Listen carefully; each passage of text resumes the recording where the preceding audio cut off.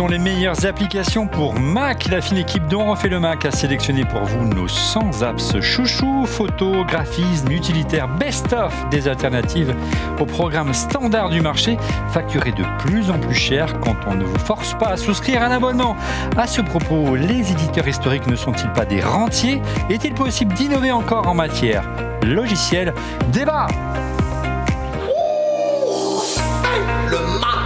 Et on va se faire encore des amis. Bonjour à toutes et à tous, vous regardez On refait le Mac alias ORLM. Très heureux de vous retrouver pour notre débat tech hebdomadaire. Merci pour votre fidélité et n'hésitez pas à nous soutenir en vous abonnant bien sûr à notre chaîne YouTube. N'oubliez pas de liker, c'est important pour que l'algorithme de YouTube nous like. Voilà, nous like et nous pousse dans les algorithmes. On veut craquer l'algorithme de YouTube. Un salut particulier aux membres du Club ORLM. C'est la version premium de notre chaîne YouTube. C'est un abonnement payant. Vous soutenez ORLM et ses équipes, bien sûr. Et en contrepartie, l'émission est accessible un petit peu avant, à 24 heures.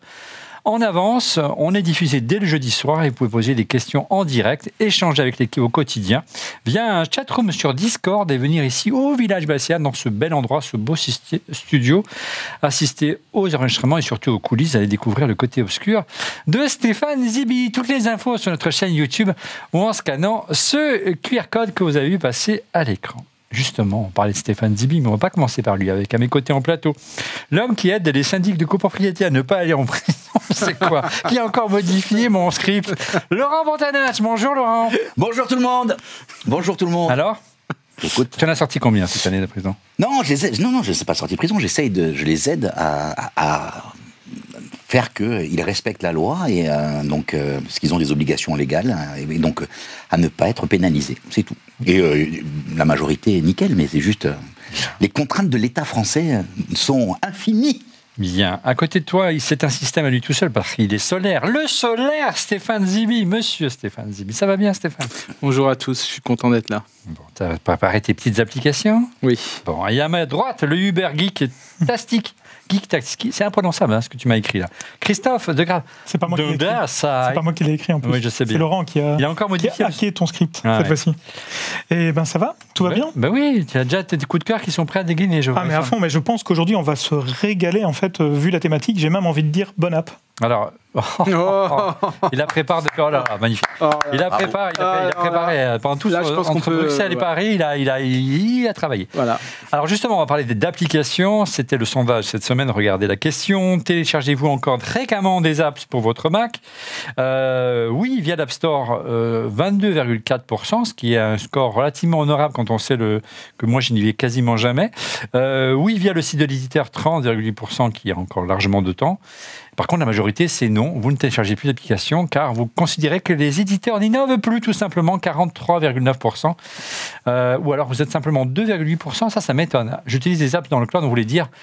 J'ai des abonnements cloud type Adobe Creative ou Office 365. Je pense qu'on a mal formulé. C'est pour ça que ça fait que 2,8%.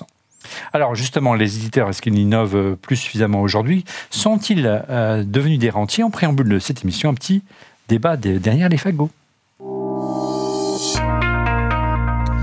Alors les amis, est-ce que les éditeurs d'applications ne sont pas devenus au fil des années des rentiers? Ils encaissent, ils n'innovent plus.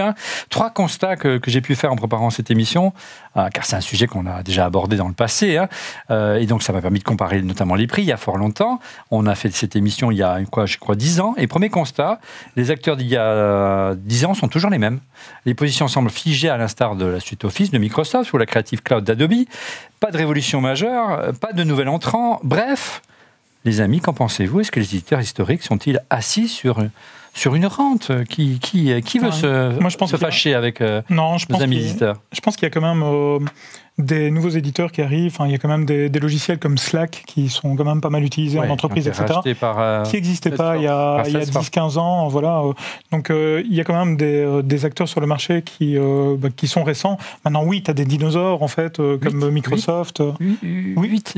C'est exactement ce que j'ai dit. Je sais pas, c'est incroyable. On m'en veut, vraiment. Je me moque de son accent. Je ne comprends pas. Mais effectivement, et après, il y a dans le mot rentier, il y a aussi cette récurrence. Et on va sans doute en parler à un moment donné, mais oui, tout le monde va vers la récurrence de revenus. Et quand on crée une application, on a vraiment l'envie majeure de la vendre pour un coût mensuel à un moment donné.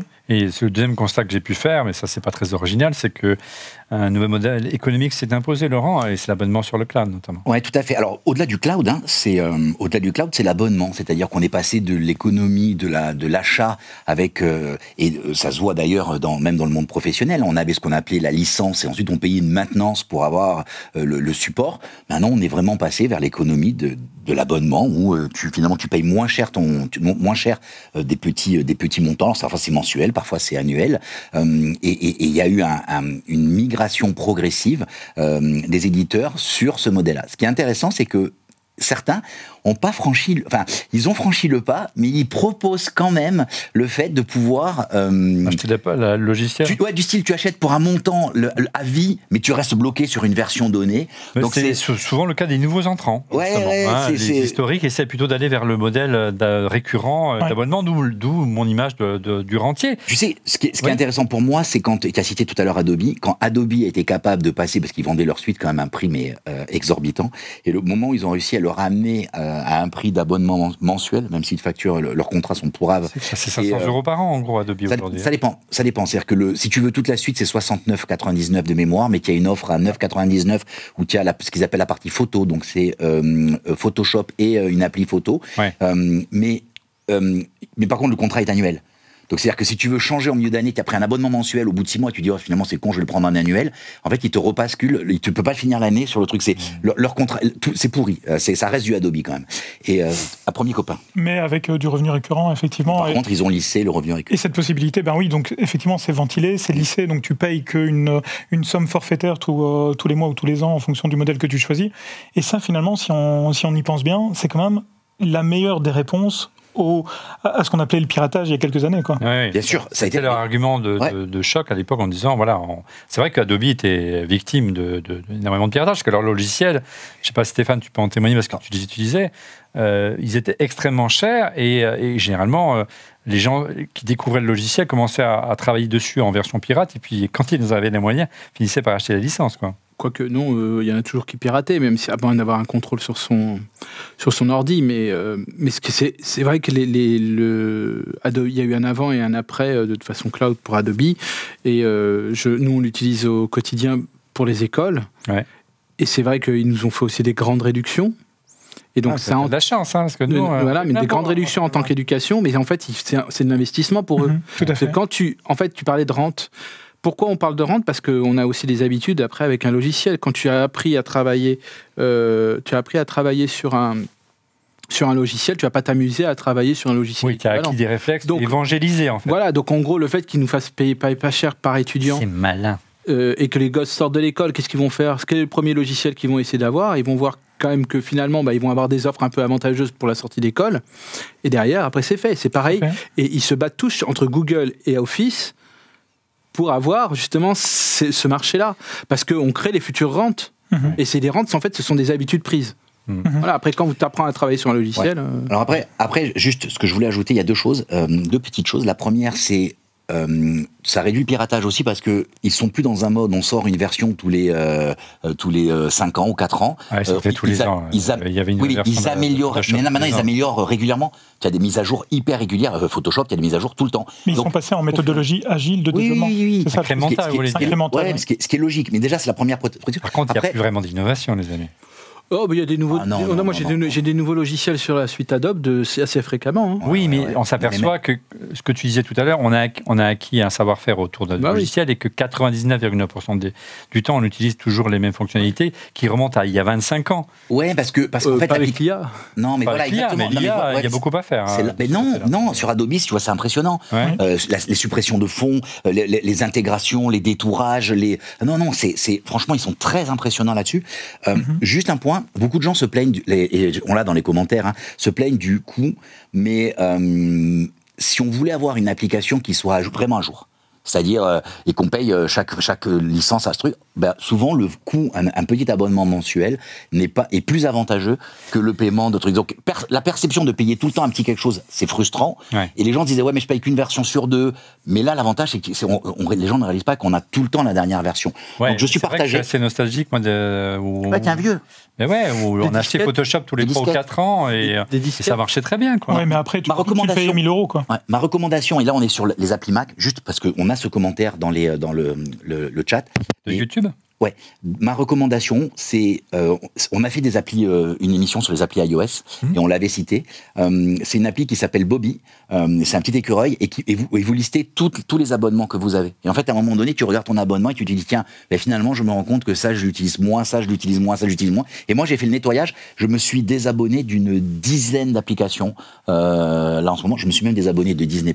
Mes gosses sont furibard, mais c'était pour tester. Bon, autre constat que j'ai pu faire, troisième constat que j'ai pu faire par rapport à... Non, mais personne ne réagit, quoi. Parce qu'il prive ses enfants de Disney+, de Star Wars. Non, mais qui c'est le patron à la maison. Il y a le Mandalorian qui vient de sortir. Ça va pas durer. Qu'est-ce qui se passe, Laurent? Ils veulent y mettre un peu de TV+, mais on a dit ça n'a pas fonctionné. Troisième constat que j'ai pu faire entre les deux émissions, ces 10 ans qui sont passés, c'est les prix qui ont, je trouve, beaucoup augmenté. Beaucoup d'applications qui existaient il y a quelques années, donc on a chroniqué déjà dans cette émission, qu'on a chroniqué du temps où j'étais encore à SVMac ou avec Riyad, ça ne réveille pas, ça ne réveille pas, ça ne rajeunit pas.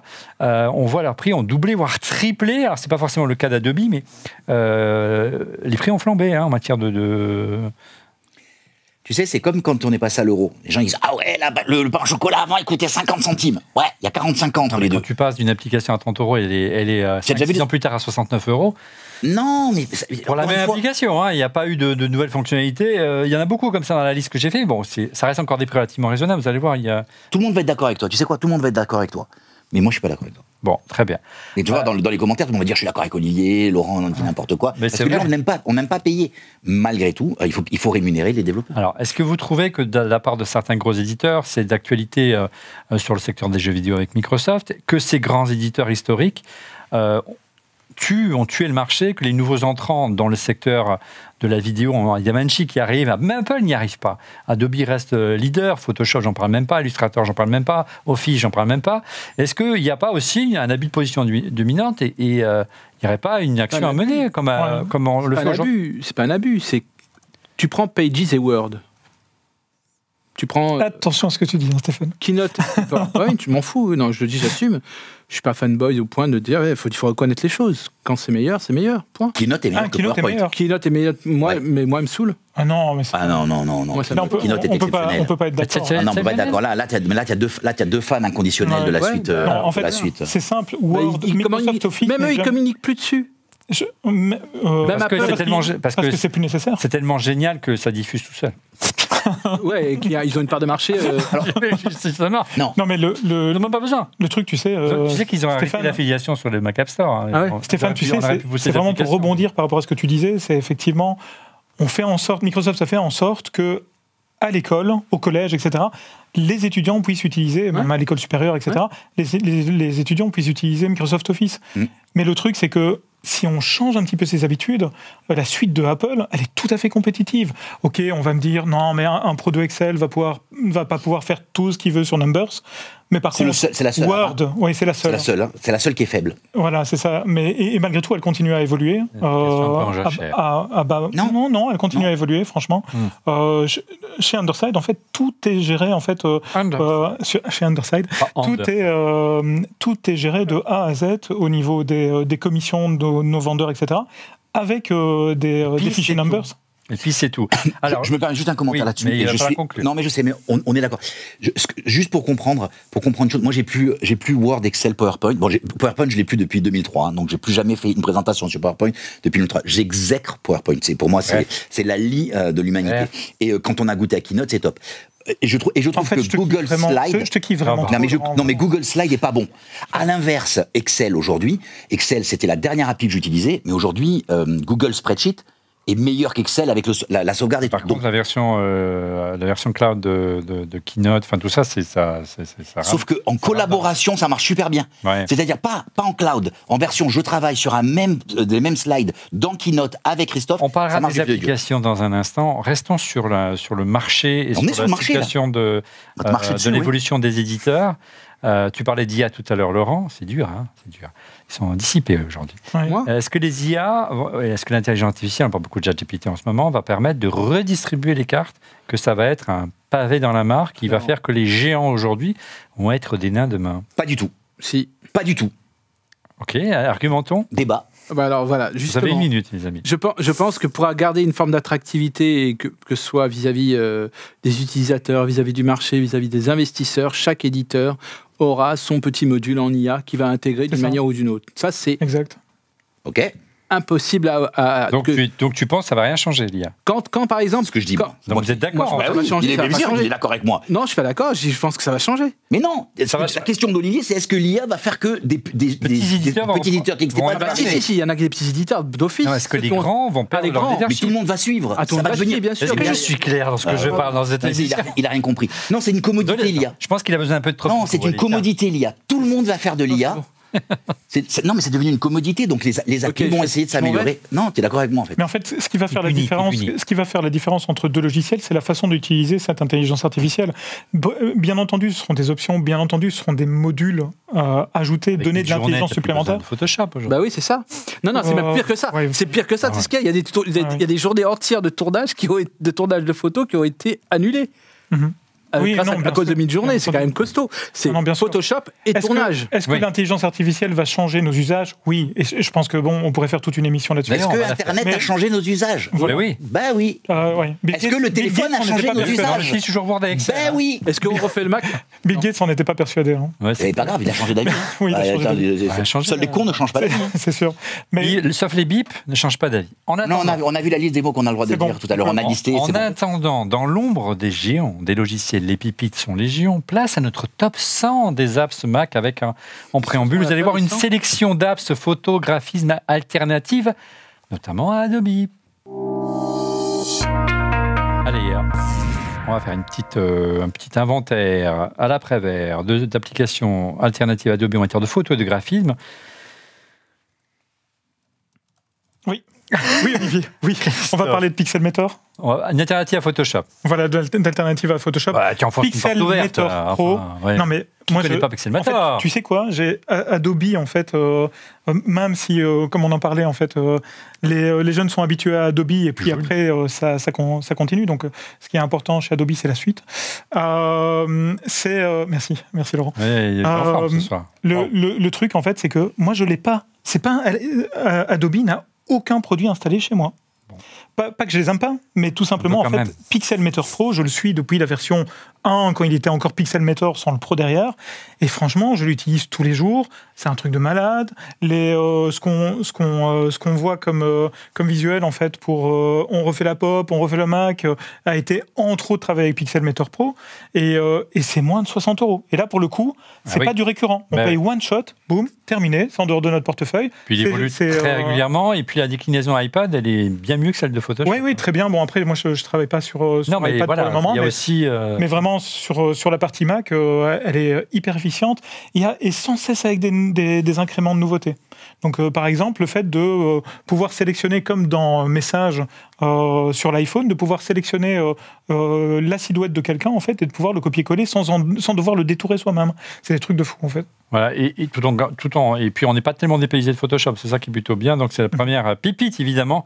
Il s'agit bien sûr de Pixelmator Pro. Tu l'as dit, moins de 60 €, toujours dans la photo avec Stéphane Zibi. Oui, donc là c'est chez Luminar Neo. Ils communiquent un petit peu sur un module d'IA qu'ils ont intégré. C'est vraiment leur force aujourd'hui. Ça a été lancé en février 2022, donc il y a un peu plus d'un an. Ça vaut 99 € par an. La version Pro, elle a 119 € par an. Et à vie, c'est 149 €. Et je crois qu'il y a une promo cette semaine. Et donc, il y a des logiciels, en fait, c'est des scripts déjà tout faits qui permettent de supprimer des gens très facilement. Beaucoup d'automatisme. Voilà, exactement. La marche est bonne là, dans ce truc-là. Supprimer les gens, ils font... Oui, donc une vraie alternative à Photoshop, moteur IA très puissant, tu me disais. Oui. Et si on aime beaucoup les corrections automatiques. Voilà, exactement. Voilà. Ouais. Et donc c'est pour ceux qui ont un peu la flemme ou qui ne savent pas faire trop de retouches. Et assez puissant. Hein. Voilà, et donc en gros, ils peuvent utiliser ce logiciel. Licence à vie, tu as dit 149 €. 149 €, oui. Toujours dans la photo avec toi, Laurent. Quand on fait de la photo, on a tendance à les stocker.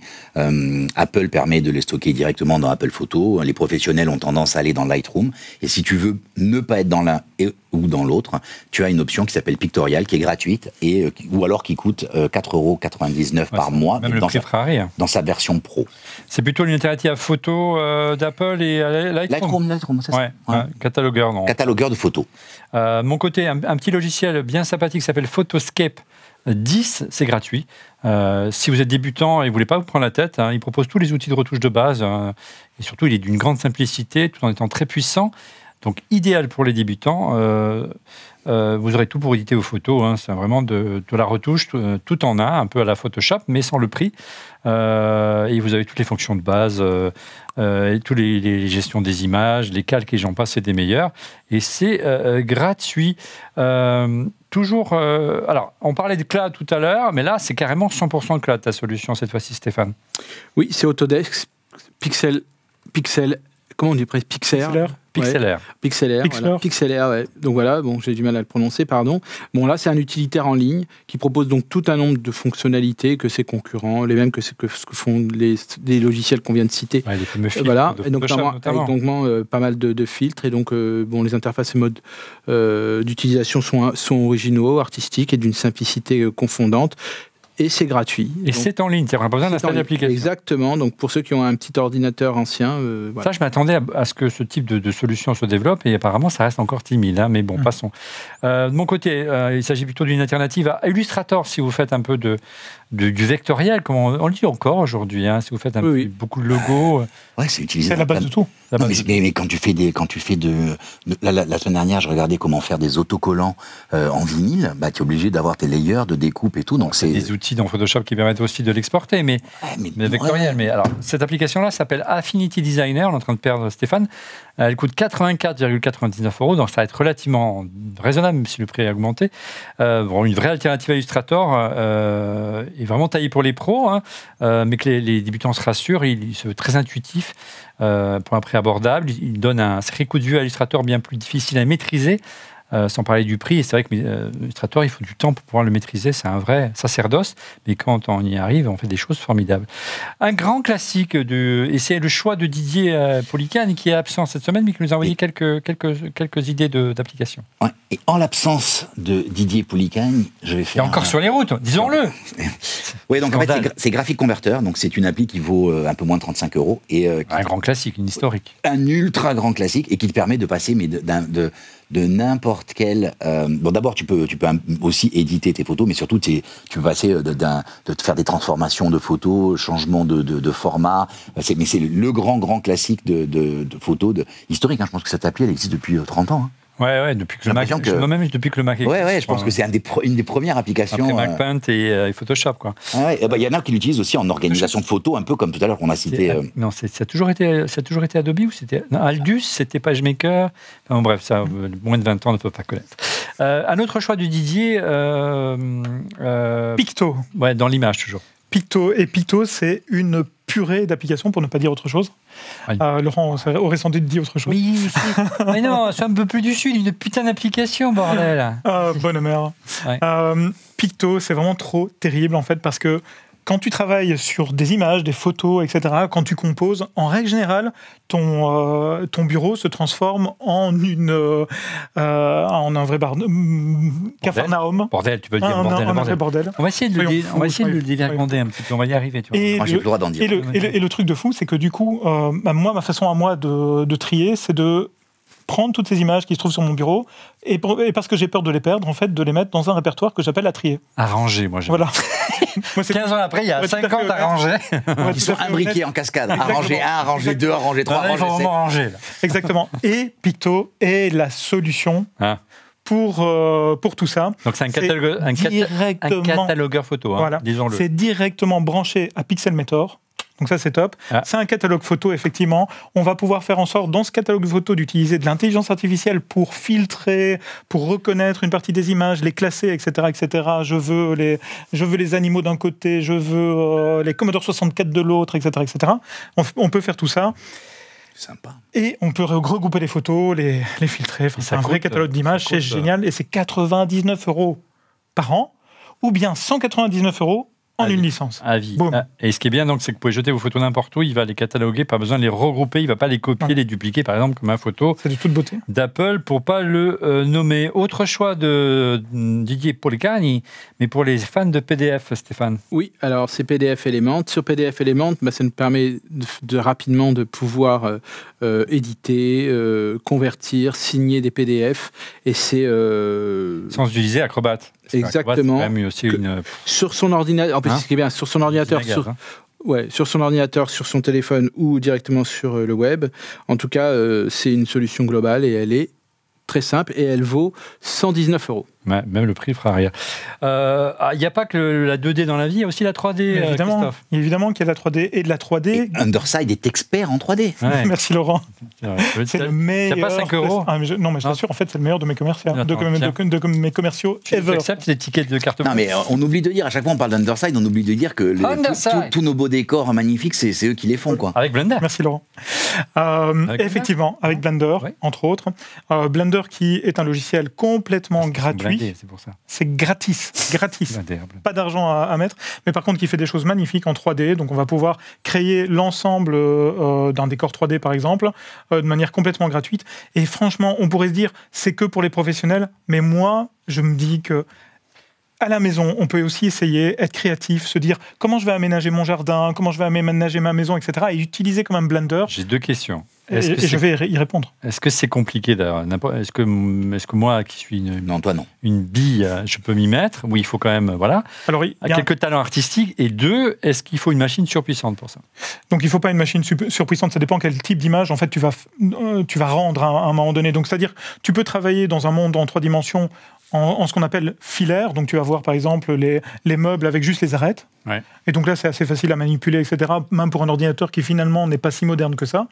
Par contre, au moment où tu vas vouloir rendre la photo, créer l'image, en fait, là, par contre, tu vas avoir besoin des nouveaux Macs, c'est encore mieux, parce qu'en plus, Blender... C'est des temps de rendu, mais ça prendra plus de temps, simplement, c'est ça. Ça va prendre plus de temps, effectivement. Et pour répondre à ta question au niveau de l'apprentissage, il y a plein de tutoriels, en fait, sur YouTube, il y a plein de tutoriels un peu partout, sur les plateformes comme Eleform, etc., pour apprendre tout ça. Après, ça ne va pas remplacer, ça ne va pas créer une fibre artistique chez la personne, quoi. Et si notre réalisateur favori veut faire un plan large, parce que c'est François Bontemps, ou même un plan comme ça, sur Blender, ça met combien de temps en termes de calcul ? Mais en fait, ça peut prendre jusqu'à plusieurs heures, quoi. Ça dépend vraiment c'est même plusieurs jours de l'ordinateur. Ouais, plusieurs jours, plusieurs heures. Il y en a d'autres qui vont arriver, vous allez voir, de toute beauté. Laurent, la dernière application graphisme et images, c'est quoi ? C'est Diffusion Bee. C'est une application qui permet sur son Mac de pouvoir, c'est l'équivalent de Midjourney, donc avec de Stable Diffusion. Et il existe 2 versions, une version haute définition, une version basse définition. Et en fait, vous posez vos prompts et ça vous crée les images. C'est pas aussi bien. J'étais un peu déçu de trucs, mais par contre, c'est une bonne manière gratuitement s'y mettre. Tu vois, j'ai juste d'utiliser la puce, sa puce de M1. Alors là, on voit avec les masques et tout. C'est une bonne façon de découvrir et de comprendre. Là, par exemple, à l'écran, on voit un truc que je trouve génial. C'est la jeune fille à la perle. On lui dit, rajoute-moi du décor. Et donc, en fait, d'une toile qui est toute petite, en fait, il étend le truc. Donc, c'est assez marrant, quoi. Bon, pour l'instant, et en plus, il y a plusieurs propositions. Tu lui dis, fais-moi plusieurs propositions. Moi, par exemple, je lui ai dit, hier, je m'amusais, intègre-moi dans un dessin d'Edward Hopper. Et le résultat est assez génial, quoi. Et c'est une façon aussi de comprendre le temps de calcul, la précision. C'est gratuit. L'avantage, c'est que c'est vraiment ça permet de toucher du doigt ce que ça fait. Merci Laurent. On va continuer sur notre inventaire d'applications, mais auparavant, on va faire un petit détour du côté du busomètre. Les busomètres, ce sont les actus et rumeurs qui ont le plus buzzé cette semaine sur le site Mac Forever. Et en absence encore de Didier, Didier, mais il va revenir la semaine prochaine. C'est notre ami Laurent dans 15 jours. Laurent Pantenache, mais qui le rembrasse avantageusement. Bien sûr, il faut que je prenne ma pause, Didier. Voilà. Trois quarts. Voilà, on voit tes cheveux. On voit tes cheveux. Voilà, super. Le busomètre de Didier Pouliken. Alors, iPhone 15. Bon, il y a une seule certitude, c'est qu'on va arriver au mois de septembre. Il va y avoir un iPhone 15. Ça, on est d'accord. Et par contre, ce qu'on ne sait pas sur l'iPhone, alors il y a eu énormément de fuites sur l'iPhone 15. C'est la première fois qu'il y a autant de fuites. Et d'ailleurs, ça leak à tout va, comme on dit. Hein, on utilise un anglicisme. Mais moi qui pensais qu'il était waterproof. Ben non. Pas mal, ce soir. Non, il faut arrêter, là, monsieur. Bon, je vais continuer, si vous voulez bien. Ouais. Et donc, il y a pas mal de fuites. Et entre autres... C'était un peu téléphoné, désolé. Ouais. De mieux en mieux. Et ce qu'on a comme info, c'est potentiellement, il n'y aura pas de bouton. Donc, button or not button? Button or not button. On a un nouveau form factor déjà. On a un nouveau form factor avec des bords arrondis, mais pas totalement. Ouais, bon, un verre qui prendrait vraiment tout l'arrière. Donc voilà. Et donc bouton, pas bouton, il y a débat. A priori, ça serait non bouton. Les boutons, c'est-à-dire un retour possiblement haptique. Voilà, l'innovation est assez des coiffeurs. Non, attention. On a toujours dit que Apple voulait supprimer les boutons pour des gains de place et d'une part et d'étanchéité. Meilleure maintenance. Oui, et ça voudrait aussi dire que potentiellement ils pourraient supprimer la prise de charge. Oui, alors ça je te dis. Donc ouais.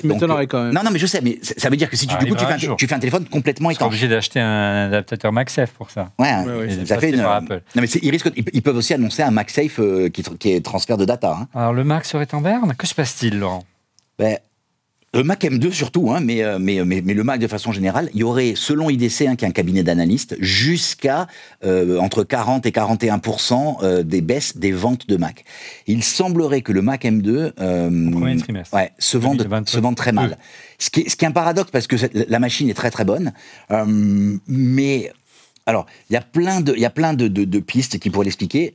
Une des pistes serait que les gens qui sont passés au M1, il y a tellement un gap entre l'avant M1 et le M1 que du coup, tu n'as plus envie de faire ce saut où tu te retrouves à un moment donné, et tu trouves surtout aujourd'hui des M1 vraiment pas chers, y compris des M1 Pro, donc voilà. Ouais, il faut dire surtout que c'est l'ensemble du marché qui est en baisse. Apple est en tête en termes de déclin, moins 40, tu l'as dit, 40%. Les autres sont autour de entre 25 et 30%, mais c'est là le constructeur qui a le plus progressé. Il ne faut pas oublier qu'il y a eu une période de pandémie de Covid où il y a eu une explosion d'achats d'ordinateurs et qu'aujourd'hui, les gens sont équipés et qu'ils ne vont pas changer d'ordinateur tous les ans. C'est aussi une précision à donner. Une triste nouvelle. Ouais. Bye bye Katie. Donc, en fait, on a Katie Cotton qui était l'emblématique VP de la com d'Apple aux grandes heures. Hein. Elle avait travaillé main dans la main avec les plus grands noms d'Apple. C'était une très proche de Steve. Oui, qui a tiré sa révérence. Bon, elle avait quitté Apple pour des raisons personnelles. Une dizaine d'années, elle a pris sa retraite, ce qui m'avait personnellement étonné parce qu'elle était toute jeune. Elle était plutôt jeune. A priori, elle était peut-être... On était un peu moqués, mais en fait, malheureusement, elle n'a pas beaucoup. Elle était peut-être malade, et donc ce qui expliquerait ça. Triste nouvelle, elle avait été plutôt... elle était à la fois... beaucoup appréciée ou beaucoup pas appréciée parce qu'elle était parfois assez dure parfois, très dure. Mais avec nous, elle avait été particulièrement, en tout cas, très accessible. Et j'en garde un souvenir ému. Quatrième info rumeur.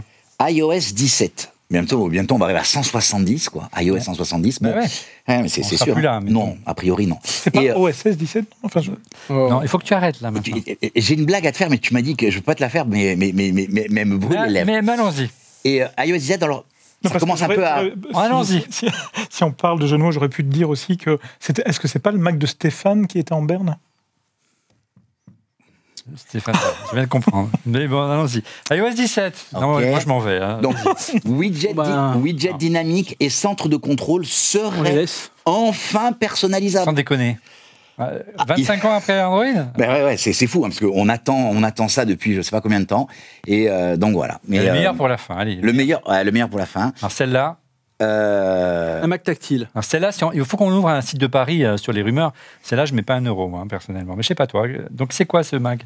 Écoute, ça serait un MacBook Air, mais 15 pouces. Ça fait combien d'années qu'on nous l'annonce? En fait, tu sais, c'est comme les AirPods. Ils insistent. Non, mais tu sais, c'est comme les AirTags. Les AirTags, ils vont sortir. Puis au bout de 3 ans, ils sont sortis. 15 pouces, ça le MacBook Air 15 pouces, ça fait depuis que le MacBook Air est sorti. Un jour, ils vont nous le sortir, Alors, c'est quoi, pour moi, c'est incompatible avec le concept de Air. Mais ça, c'est une autre histoire. Voilà. Donc toi, tu n'y crois pas? Moi, non. J'espère pas, même. Il arriverait quand? Là, on serait dans les starting blocks. Ah, donc, pour la WWDC. Ouais, on a la réponse dans quelques semaines. On sera en direct, soyez au rendez-vous. Allez, on continue notre inventaire des applications pour Mac et on enchaîne avec les utilitaires essentiels pour votre ordi.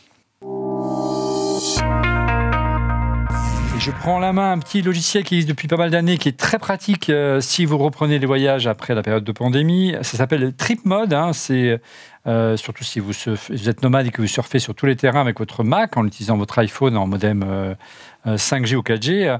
Mais c'est vrai, quand on est à l'étranger, attention au dépassement des seuils de consommation de données et des forfaits. Et puis heureusement, est arrivé TripMode. C'est un utilitaire qui affiche la consommation des diverses applications tournant en tâche de fond. C'est vraiment pratique. Et il vous donne toutes les infos sans oublier les services Internet tels que les solutions d'hébergement dans les nuages, l'App Store, etc. C'est vraiment indispensable pour ne pas se laisser déborder, même si les prix ont bien fondu chez les fournisseurs étrangers. Stéphane, de ton côté, une petite application que j'aime beaucoup. Ouais, ça s'appelle Image to Icon. Elle est gratuite, mais il y a une version pro à 11,99 si vous le souhaitez. Ouais.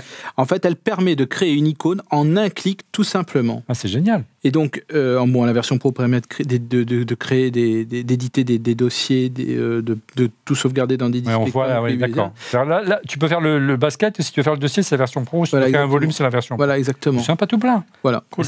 Et ça vaut 12 euros. 12 euros, 11,99. Oui. Même le prix fera rire. Christophe, de ton côté.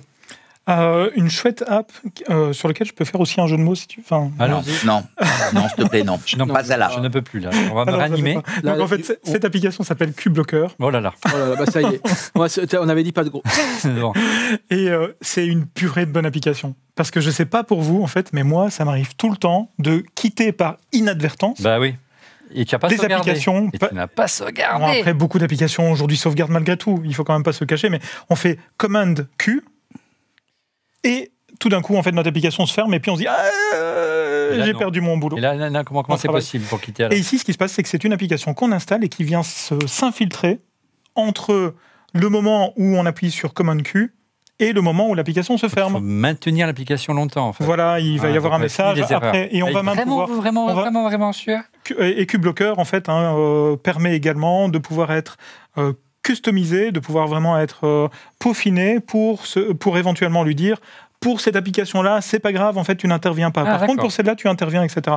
C'est vraiment trop top. Et donc, je ne ferai pas de jeu de mots. Et ça peut se faire aussi, juste pour info, parce que c'est marrant, je ne savais pas qu'il allait choisir cette application aujourd'hui, mais moi je le fais parce que moi j'ai un clavier anglais et j'ai aussi un clavier de temps en temps, tu tombes, et en fait quand tu fais pomme A et pomme Q, les lettres s'inversent. Ah oui, et donc ça m'arrive très souvent instinctivement. Et donc ce que j'ai fait, moi, c'est que j'ai modifié le raccourci de mes apps. Donc Chrome, Safari et Arc Browser maintenant. Pour les fermer, je dois rajouter une touche supplémentaire. La semaine prochaine, Dark Browser, une belle application, bravo. Tu es en forme, hein, Écoute, je suis sous amphétamine. Ouais. C'est le nom de l'application. C'est le nom de l'application. Donc en fait, amphétamine, c'est une application. D'ailleurs, l'icône, c'est une capsule, c'est un comprimé. Ça permet, de temps en temps, tu sais, tu lances ton Mac et tu lui dis, je veux pas qu'il te mette en veille. Par exemple, là, pour piloter mon prompteur, par exemple. Pour piloter ton prompteur. Mais des fois, tu lances juste une opération et tu dis, bon, et comme tu as programmé qu'au bout de... Inactivité. Non, mais oui, mais ça peut être plein d'autres choses. Des fois, tu lances... je te donne un exemple. Tu veux que iPhoto finisse une synchro. Et tu as des milliers de photos à synchroniser. Quand tu laisses ton ordinateur, au moment où il se met en veille, il continue à synchroniser. Puis à un moment donné, il se met en veille, une sorte de veille un peu plus profonde. Et là, la synchro s'arrête. Et donc là, tu peux lui dire, continue. Et donc, en fait, c'est juste une appli gratuite qui te permet de dire, j'active pendant X minutes l'activité ou pendant indéfiniment. Et c'est très sympa. Et ça coûte très cher. C'est hors de prix, c'est gratuit. Bien. Moi, je suis un orphelin de l'Apple Remote. Vous vous souvenez, la petite application qui était livrée avec les Mac autrefois pour comment ça s'appelait Front Row, complètement oublié. Le Media Center intégré à macOS 10. Des commandes en plastique blanc. Oui, j'en ai plein en plus. Moi, je les ai tous gardés. C'était génial. Tu pouvais piloter ton Mac à distance. Et il y en avait un sur lequel on pouvait venir le mettre en. Oui, sur l'iMac. J'avais complètement oublié. Incroyable. Je suis beaucoup trop jeune. Heureusement, il est arrivé, regardez, Siri Remote, une application qui transforme les télécommandes de l'Apple TV en télécommande pour la piloter à partir du Mac. Ce sont des applications ce sont des télécommandes, je vais y arriver, Bluetooth. Qui sont Bluetooth, c'est tout bête. Trop sympa. Et c'est trop sympa, et c'est gratuit, donc faites-vous plaisir. Siri Remote, allez, un VPN. Et pourquoi ce VPN ? Voilà, donc dans les VPN, on en a une palanquée, voilà, et on n'est pas sponsorisé. et on n'est pas sponsorisé par eux. Et là, je vous donnerai juste un VPN que j'ai testé dans tous les sens, parce que eux, ils passent à travers les gouttes de certaines plateformes de VOD qui détectent qu'on est en VPN. Netflix notamment. Netflix et MyCanal en particulier, quand on est à l'étranger, quand on a envie de voir un match de foot ou autre, et ben voilà, au moins on peut le voir grâce à ExpressVPN. Le foire, yes. et donc voilà, le prix. J'ai oublié de donner le prix. De donner le prix, j'ai oublié combien ça coûtait, mais si, je vois, ça dépend en fonction. Je crois que c'est. Alors, il y a plein d'offres, plein d'offres. Je crois que c'est 99 € par an. Ouais, 99 € par an, c'est ça. Moi, j'utilise pour l'Apple TV. C'est le meilleur, à mon sens, pour l'Apple TV, pour pouvoir justement installer des applications si vous avez un compte américain et que vous voulez profiter des chaînes américaines. Notamment, vous voulez avoir HBO, vous voulez regarder avec mon épouse les chaînes australiennes. C'est ce qui, les chaînes américaines. C'est ça qui passe, en tout cas, voilà. Voilà, c'est à 99 par an, voilà. Ouais. Et on peut le mettre sur autant d'appareils qu'on veut. Allez, notre spécialiste du Wi-Fi des réseaux, Christophe de Greve. Alors, sans rien de cacher, parfois, les réseaux Wi-Fi, dans un bâtiment, je ne vois pas du tout de quoi tu veux parler. Il y en a un tas, je ne sais pas. Par exemple, le studio Electric Dreams, production, 55 rue la Boétie. Donc effectivement, le truc, c'est qu'aujourd'hui, on a de plus en plus de réseaux Wi-Fi à droite et à gauche, et particulièrement quand on habite dans un immeuble dans lequel il y a plein d'autres réseaux Wi-Fi. Et parfois, on se demande, mais pourquoi mon Wi-Fi ne fonctionne pas ? Il y a des moments où j'ai l'impression en fait, qu'il fonctionne moins vite, etc., où on me déconnecte, où ça me déconnecte, etc., même si je n'ai pas de nouveau Mac. Et le truc, en fait, c'est qu'il y a maintenant la solution à tout qui s'appelle Wi-Fi Explorer. En tout cas, qui est le début de la solution à tout, plutôt.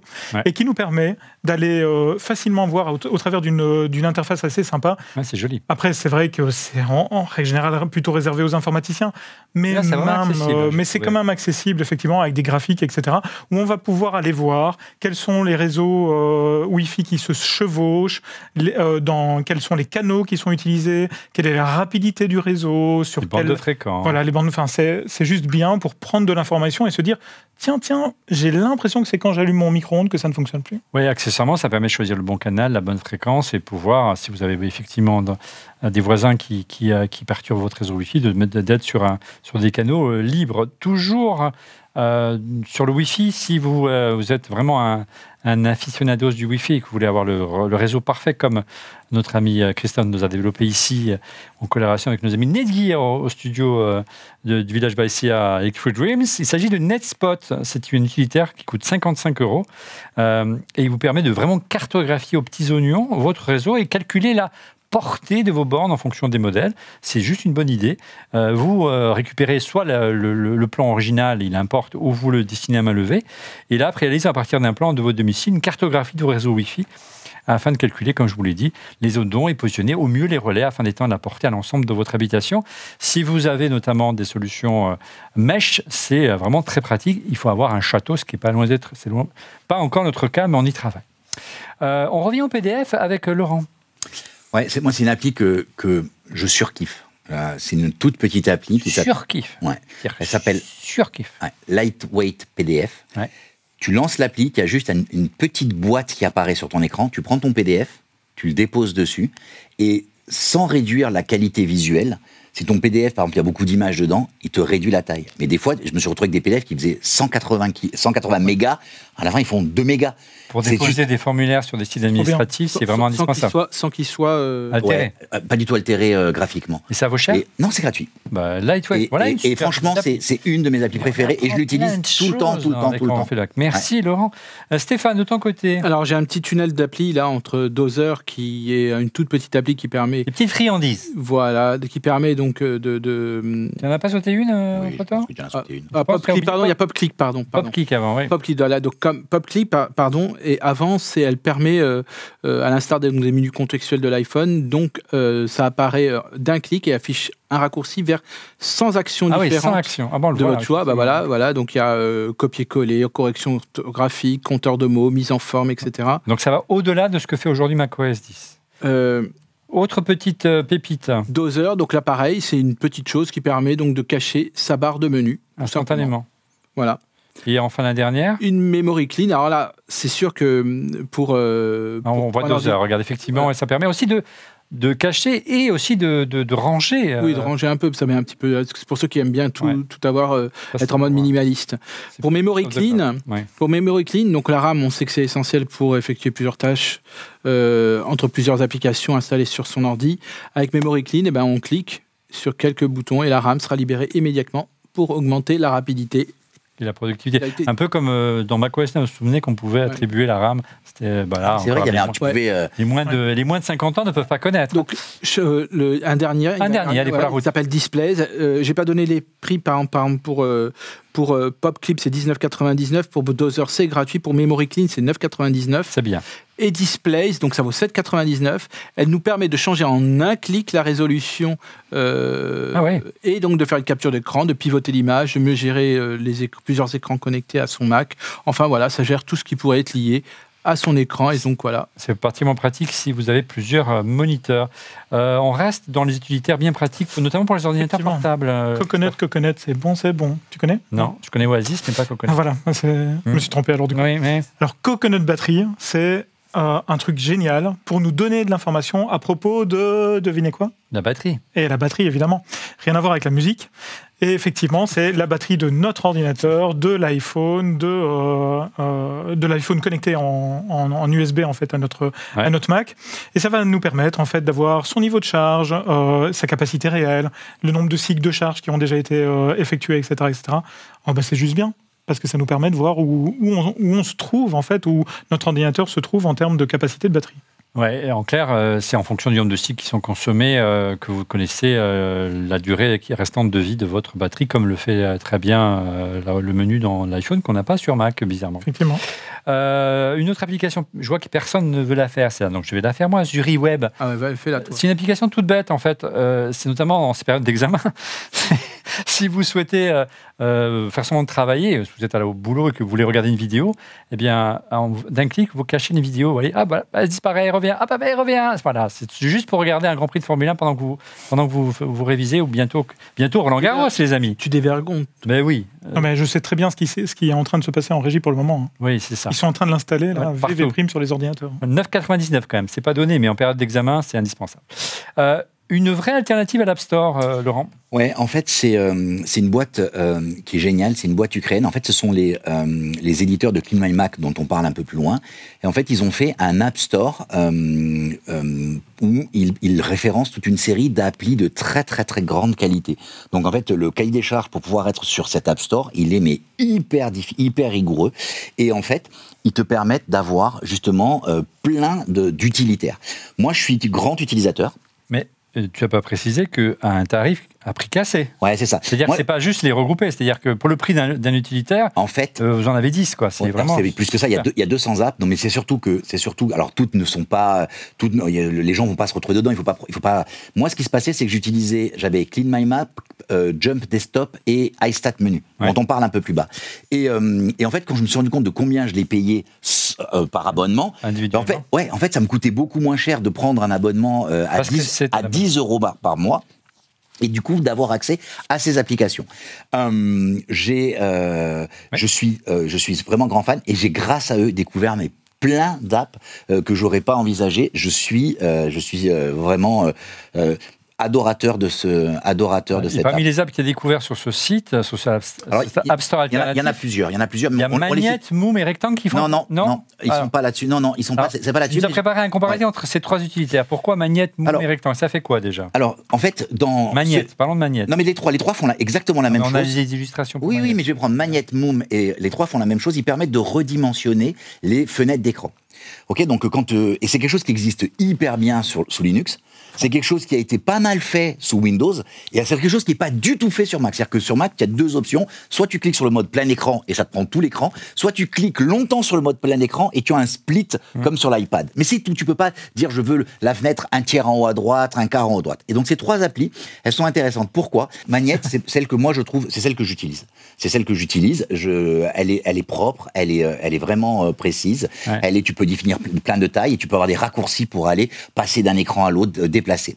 La deuxième, donc on enchaîne sur Moom. Moom, elle est un peu... Tant pis pour que le chaîne.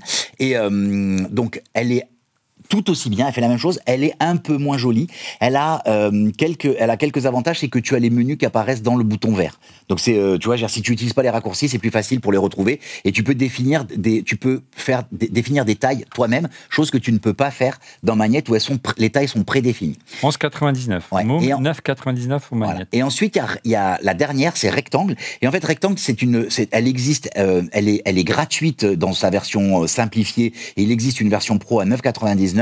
Et le développeur, il a copié parce que elle est vraiment trop proche, Magnette. Il y a même le code source sur GitHub pour ceux qui veulent aller s'amuser. Laquelle est la meilleure pour toi? Magnette. Moi, celle que j'utilise, c'est Magnette. Je pense que Magnette, ça peut coller, quoi.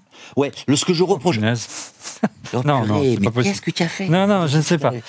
Alors, on continue. Tiens, Oversight, c'est quoi notre application? Application. Laurent, par contre, je t'ai interrompu. Magnette, tu l'as conseillé pour quelle raison, en fait? Je la conseille parce que c'est celle qui est la plus efficace. Tu vois, il y a pas de fioriture autour de l'application. Oversight, c'est une application gratuite qui a été développée. Le truc, c'est un truc tout simple. Tu installes Oversight et à chaque fois que ton micro ou que ta caméra est déclenchée, tu as un message qui apparaît en disant telle appli a déclenché la caméra. Pourquoi c'est intéressant? Tu n'as pas le petit voyant maintenant sur Oui, mais là l'avantage c'est, imagine que, je te donne un exemple, tu vas voir, imagine qu'une application prenne une photo de toi. Ouais. En une fraction de seconde, elle active, elle coupe le truc. Tu ne vois pas le point. Et en fait, tu peux dire, je veux que la pop-up reste. C'est moi qui dois cliquer dessus pour l'enlever. Et donc là, tu te rends compte que l'application a déclenché. C'est gratuit et c'est hyper simple. Continue sur ta lancée. J'étais très très très grand utilisateur de Sketch, j'étais très grand utilisateur de Evernote. Ouais. Ok, donc Sketch a été racheté par Evernote. Je trouve que l'application a vieilli, il y a peu de développement qui est fait, mais elle demeure gratuite. C'est une très bonne application de screenshot sur le Mac. J'en propose une autre un peu après, parce qu'il y en a une, grâce à cette app dont j'ai parlé tout à l'heure, j'en ai découvert une autre qui m'a fait remplacer Sketch, sachant que Sketch, tu vois, en mode gratuit, c'est le truc. Donc, c'est une bonne option. Tu parlais d'iSight Menu. Voilà. Alors, si je dois installer une seule chose sur un Mac, dès que je reçois un nouveau Mac, j'installe iStat Menu. Donc, iStat Menu, d'ailleurs, tu le vois là en haut, c'est une application qui te permet, dans la barre de tâches, d'avoir l'utilisation du processeur, l'utilisation de la RAM, l'utilisation du disque dur, l'utilisation du réseau. Et donc, en fait, dès que tu as ton ordi qui commence à souffler, que tiens, mince, il se passe quoi? Et là, tu dis, mais c'est bizarre, je comprends pas. Il y a de l'activité. Tu cliques dessus, ça te donne immédiatement accès à l'utilisation. Et te dit quelle application a consommé, te consomme de l'énergie, de la batterie, du CPU et tout. C'est 14,39 $. Inclus dans cette app. Autre application, tu es à fond là. Ouais, je suis fan de Grande Perspective depuis toujours. Il existe une version gratuite et puis il existe une version qui coûte vraiment pas cher, donc ça vaut le coup. Grande Perspective, c'est tu prends ton disque dur et tu sais pas où sont les gros fichiers de ton disque dur parce qu'il y a tellement de sous-dossiers. Moi, je crois, j'ai regardé hier, j'ai 700 000 dossiers. Comment dans 700 000 dossiers tu peux trouver dans le sous-dossier où était le truc? En fait, tu lances et ça te fait une cartographie de ton disque dur. C'est presque de l'art. Ouais. Et ce qui est génial, c'est que tu peux dire les couleurs, ça peut indiquer le type d'application, ça peut indiquer les dossiers, ça peut indiquer... Donc du coup, de temps en temps, tu as un gros bloc, tu dis c'est quoi? Tu dis mais ce sont juste les logs. Hop, tu vas dans le dossier, tu fais aller et tu dégages les docs. Et une fois que tu les as, pour les dégager, il faut une application pour ça. Alors, ouais, tout à fait. Moi, c'est une appli que j'adore, qui est vraiment belle. Elle a une qualité. Elle s'appelle AppZapper. Elle a un truc qui est génial. Vous pouvez l'installer en mode gratuit. Je crois qu'il y a 3 apps. Ils appellent ça Zapper. Ce qui est énorme dans cette application, c'est que, en fait, ce que ça fait, c'est qu'on dit toujours sur le Mac, il n'y a qu'à supprimer l'application dans le dossier application. Sauf que dans la réalité, en fait, dans un dossier qui s'appelle librairie, tu mets tout. Surtout pas faire ça. Non, mais tu mets plein de petits fichiers qui sont tous les fichiers de configuration. Souvent, ils sont pas gros, donc on s'en fout. Mais c'est quand même con de garder. Tu n'as plus l'application et tu as gardé les fichiers des paramètres. Eux, il va aller chercher l'application. Quels sont les fichiers paramètres pour aller sortir. Le truc que j'adore, et surtout il faut avoir le son activé, quand vous zappez une application, ça fait un bruit de zap qui est exceptionnel, et voilà. Et après des années de complaintes, Apple a finalement intégré ce type de fonction dans les préférences de Apple, lorsque vous pouvez les désinstaller maintenant vos applications depuis macOS, mais c'est nettement moins rigolo et moins précis que exactement. Cap sur Lingon. Ouais, Lingon, il existe 2 versions, une version gratuite, celle que j'utilise moi, et puis il existe une version payante. La version gratuite, en fait, Lingon, ce que fait Lingon va chercher dans tous les dossiers du système quelles sont les applications qui se lancent au démarrage. Et en fait, on se rend compte que, par exemple, tu parlais d'Adobe tout à l'heure, tu te rends compte que Photoshop, au démarrage, ils ont installé 5 applications pour vérifier que si ça tourne et tout ça. Mais finalement... Tu as bien payé ta cotisation. Ouais, mais tu n'en as pas besoin, parce que de toute façon, ces applis, elles se lancent au moment où... au moment. Donc, ce que peut te faire Lingold, c'est d'abord te les lister. Ça permet de faire un grand nettoyage. Les gens, ils te disent, oui, mais si je vais dans les préférences système, voir ce qui se lance, sauf qu'il y a plein de ce qu'on appelle services, de l'univers Unix/Linux, il y a plein de services qui se lancent et tu ne les vois pas là. Et donc, grâce à ça, tu vois tout ce qui se lance. Et c'est assez effarant. Et souvent, ton ordi, une fois que tu as fait le nettoyage, ton ordi, tu te rends compte qu'il va 2 fois plus vite. Une alternative à l'application de Stéphane tout à l'heure. Exactement. Donc, en fait, c'est... Changer de résolution. Ouais, c'est un truc... Moi, tu sais que moi, je suis prêt à avoir des résolutions hyper petites. En fait, surtout quand on a des écrans Retina Display, les écrans Retina, en fait, tu peux avoir une définition, mais qui est immense. Et quand tu as besoin d'espace, par exemple, pour faire une tâche, tu as besoin d'espace, sauf que comme c'est ton écran Retina, Apple te permet pas, même en cliquant sur le bouton Options, te permet pas d'aller au-delà de la définition Retina. Là, c'est une application qui te permet d'aller au maximum de la définition, donc tu peux avoir jusqu'à 5000 pixels sur cet écran. Alors, et l'avantage, c'est que quand tu as vraiment besoin, à un moment donné, d'utiliser, d'avoir de l'espace, c'est hyper pratique. Tu le lances, tu gagnes ton espace, tu fais ton tri, ton truc, et ensuite tu le désactives, tu reviens en mode normal. Avec Blender, par exemple. Avec Blender, par exemple. 14 €. Exactement. Allez, les 2 derniers. Et après ça, j'ai fini. J'ai fait ma BA. Ouais. Quand on a des dossiers, il y a un truc qui s'appelle AirSync, une commande Linux qui s'appelle AirSync qui permet de synchroniser 2 dossiers. En fait, c'est un peu la version interface graphique de AirSync. L'avantage, c'est que tu peux dire je veux synchroniser tous les fichiers qui sont, et tu peux dire ça dans le cloud. Donc, je veux mes fichiers Dropbox me les synchroniser avec Google Drive, et il va faire toutes les copies avec des règles. S'il est là mais pas là-bas, s'il est là-bas mais pas là, s'il est là-bas je le garde. Si c'est une copie qui change, donc tu peux faire des backups, tu peux faire. C'est hyper. Alors attention, on peut se perdre dans les paramétrages.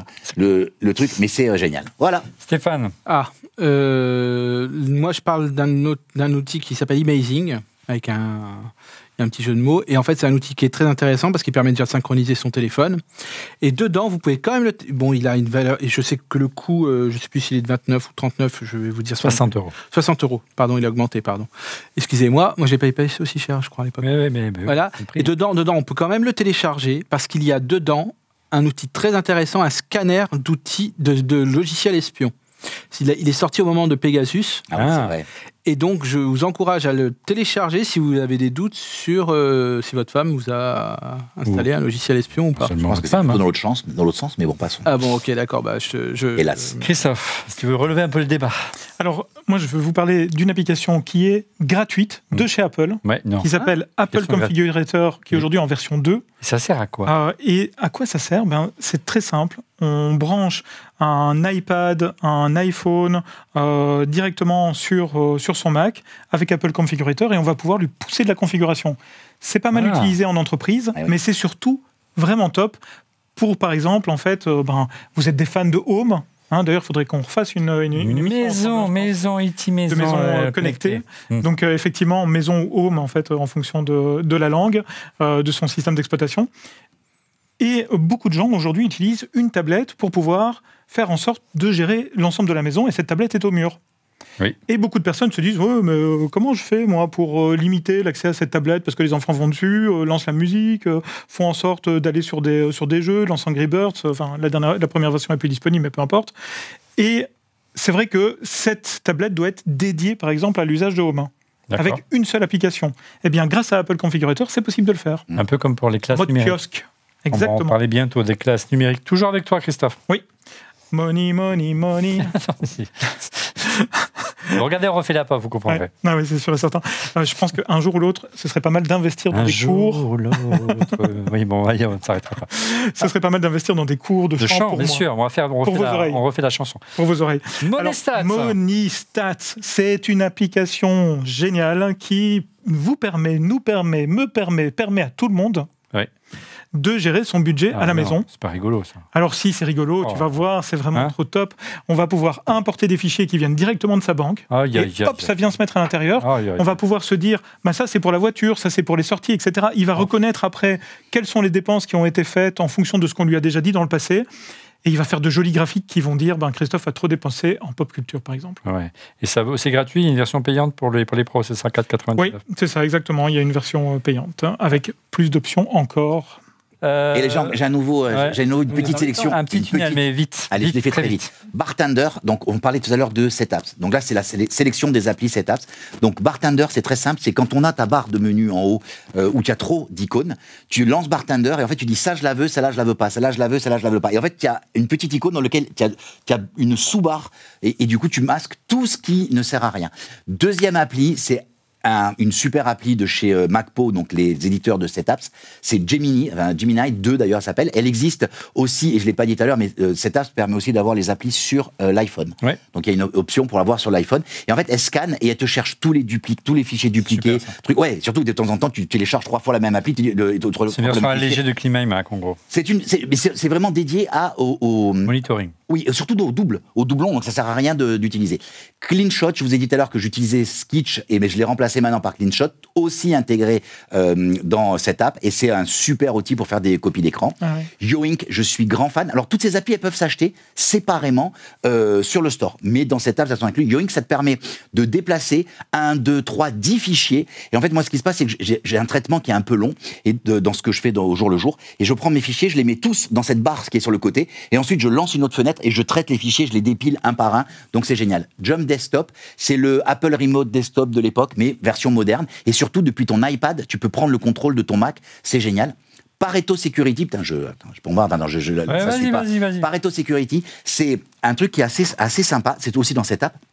Ça permet de faire un audit de ton ordi. Est-ce qu'il y a des choses qui vont pas dans ton ordi? Par exemple, j'ai pas changé le mot de passe, j'ai pas fait tout autour de la sécurité. Par exemple, moi j'ai changé mon noyau, j'ai autorisé la modification du noyau et il m'a dit attention au redémarrage, ton noyau a été modifié, normalement tu devrais pas en être là.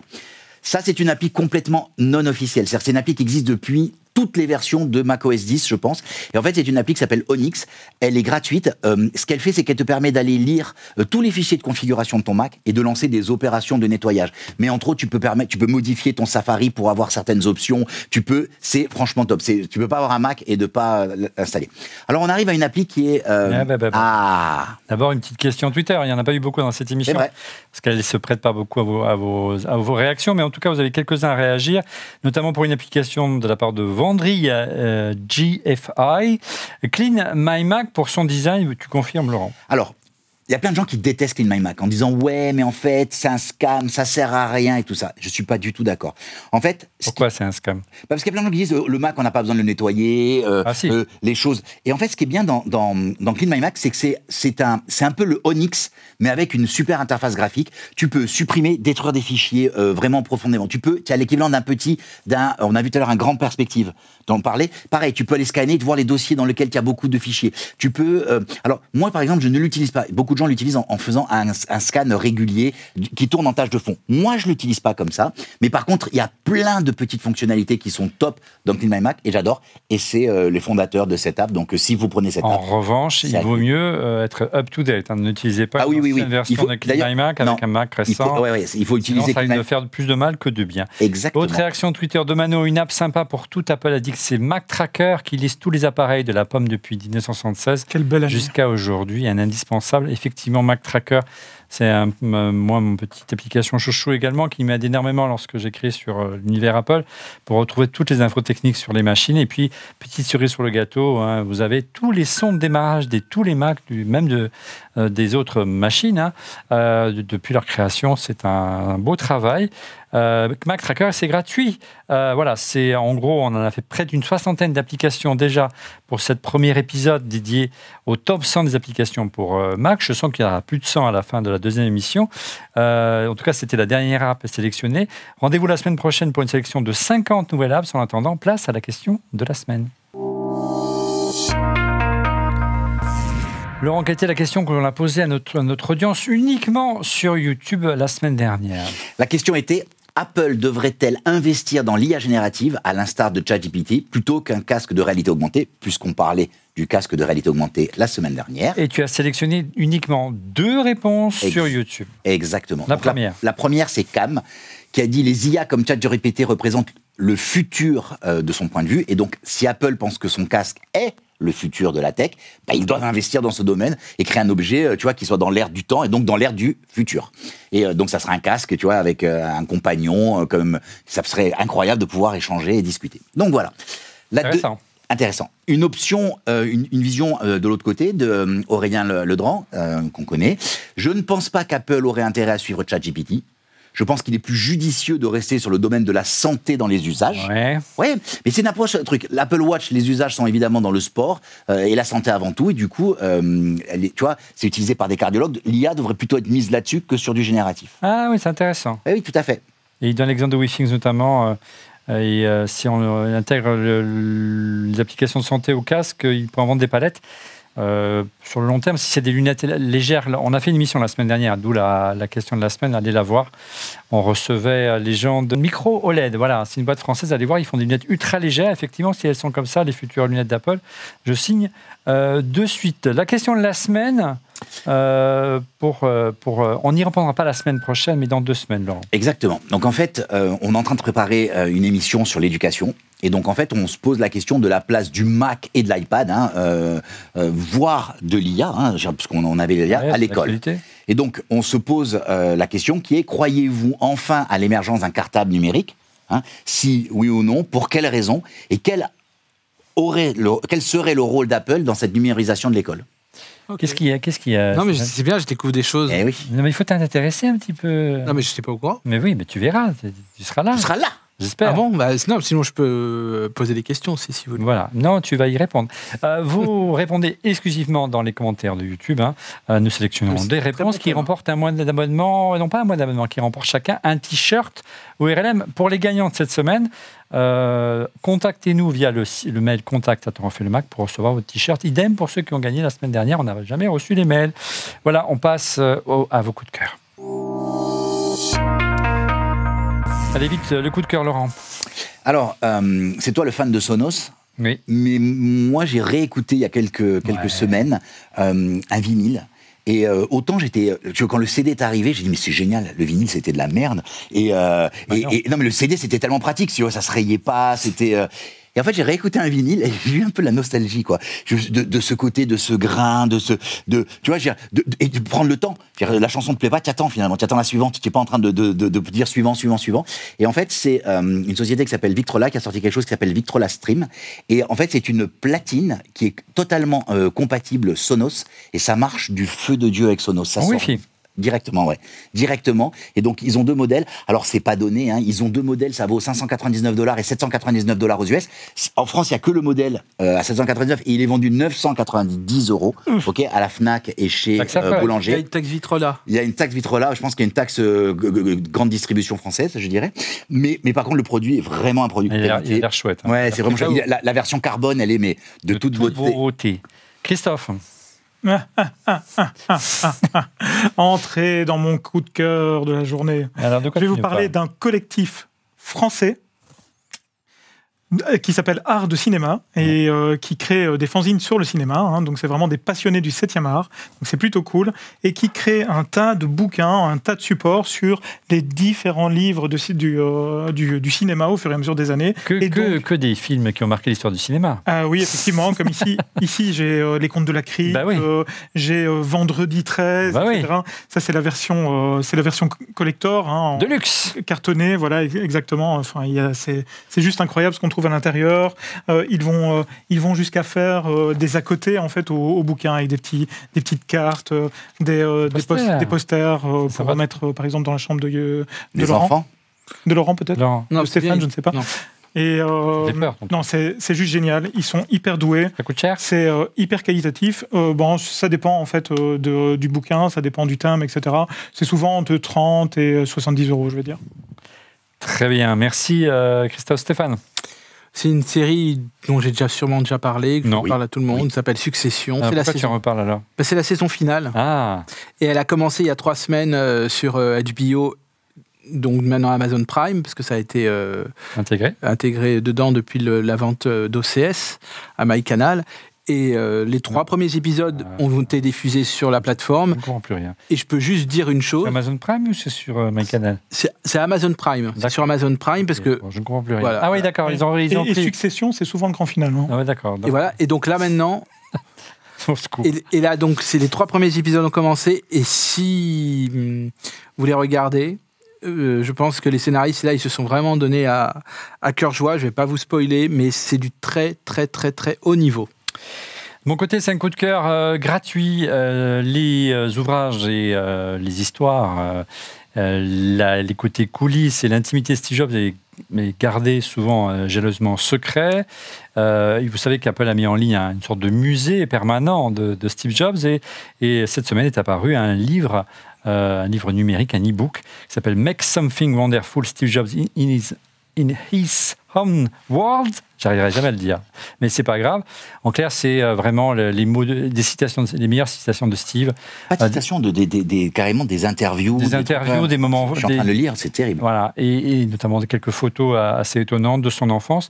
On comprend mieux le parcours du personnage, comment il a eu la chance, étant notamment un enfant adopté, d'avoir grandi dans la Silicon Valley, et comment, en ayant grandi dans la Silicon Valley, il a eu l'opportunité de créer Apple. Il n'avait pas forcément les opportunités, parce que son père n'avait pas les finances pour lui payer une école d'ingénieur. Il n'était pas ingénieur lui-même, il était plutôt manuel comme garçon. On voit plein de vidéos sur le web, il y a plein de révisionnistes en ce moment sur Steve Jobs, c'est vraiment n'importe quoi. Lisez cet ouvrage, c'est assez étonnant. Ouais. Alors moi, j'ai trouvé un truc génial dans ce livre, et je m'éclate. Il dépeint la Silicon Valley de son enfance, et tu te rends compte combien la Silicon Valley a évolué. Parce que moi, je connais beaucoup la Silicon Valley d'aujourd'hui, et je prends beaucoup de plaisir à... Et il raconte, par exemple, que Palo Alto, c'était des orangers, quoi. Ouais, c'était des orangers à perte de vue. Il y avait aujourd'hui, des fruitiers partout, d'où le nom Apple. Ouais, et notamment à Cupertino, sur l'ancien... Aujourd'hui, il y a l'Apple Park, c'était l'ancien siège d'HP. C'est là où il a fait son premier stage. Je l'avais visité avant que ce soit rasé. Et effectivement, il y avait des arbres fruitiers à perte de vue.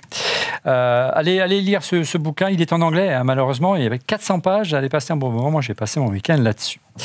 Voilà, c'est la fin de cet épisode dont refait le Mac. Merci de l'avoir suivi. Merci encore pour votre fidélité. On se retrouve dès la semaine prochaine pour la deuxième partie de cette émission. On va à nouveau feuiller les 100 meilleures applications pour Mac, exclusivement pour Mac. Et on vous réserve encore des surprises. Je vous donne donc rendez-vous la semaine prochaine pour un nouvel épisode. Et pour être prévenu en temps réel de la mise en ligne de l'émission, je vous invite bien sûr à vous abonner.